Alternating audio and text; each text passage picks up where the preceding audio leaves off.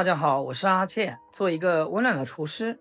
土豆是咱们家常最常见的食材，做法也多，但要说简单又解馋的，煎土豆绝对是一流。但是有几个关键技巧，做好了外皮特别酥脆，咬开里面又是土豆本身那种绵软软的口感，不管配米饭还是当零食都超香，是个很不错的美食佳肴。喜欢吃土豆的朋友切记不要错过这道美食。首先我们来处理一下刚刚买来的土豆，先准备一盆清水，把土豆仔细的清洗干净。土豆是生长在土壤里的植物，表皮缝隙里很容易藏泥土和细沙，要是洗不干净，煎的时候会影响口感，还可能会燎牙。洗的时候可以用小刷子轻轻刷一刷表皮，把缝隙里的脏东西都刷出来。洗好后沥干水分备用。接下来给土豆去皮，用削皮刀把土豆皮轻轻削掉就行。要是土豆表面有小坑或者萌芽，记得用刀挖干净，避免影响口感。去皮后的土豆别长时间放着，不然容易氧化变黑，最好尽快处理。把土豆切成块，切的时候有个小技巧，别切太大，也别切太小，切成大概3厘米的滚刀块最合适。这样的大小，烹饪时不会出现外面焦了，里面还没熟，或者是里面烂了，外面没脆的情况。切好的土豆块放进小锅中，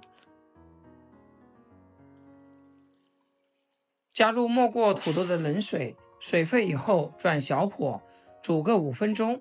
这一步是让土豆先半熟，后续煎的时候不用费时间，还能避免煎不透的问题。5分钟以后，你会发现土豆的边角有一些微微煮散，用筷子扎一下土豆块，感觉还有一点硬心就可以了，不用煮到全软，不然煎的时候容易碎。赶紧把土豆块捞出来，倒在干净的盆子里，趁热加入一勺鸭油来提味，鸭油的香气能让土豆更香浓。没有鸭油也可以用猪油，要是2个都没有，就放点山茶油或者是橄榄油，也能保证口感。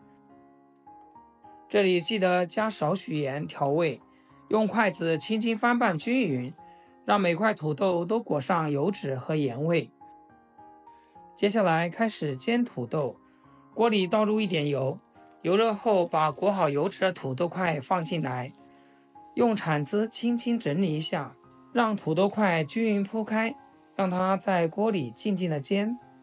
这一步是为了让土豆块底部形成金黄的脆壳。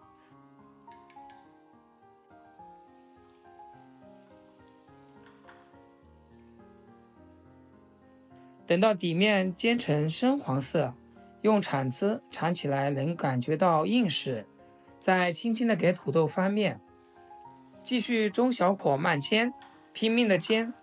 亲爱的朋友们，制作视频不易，阿健每天分享简单实用的家常美食。要是今天这道食谱对你厨艺有所提升的话，请记得给阿健点个 like 或者评论转发出去，让更多朋友学会。非常感谢大家支持和鼓励，全程保持中小火，慢慢把土豆块每一面都煎到金黄酥脆，直到所有面都形成脆壳。用筷子敲一下，能听到清脆的声音。煎到这个状态就差不多啦，关火盛出来。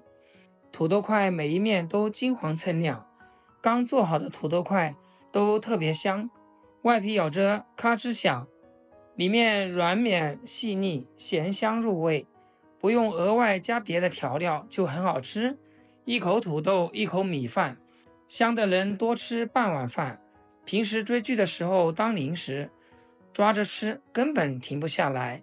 每次做这道美食，我都要送几个小土豆给我家邻居小孩吃，真的因为他特别喜欢。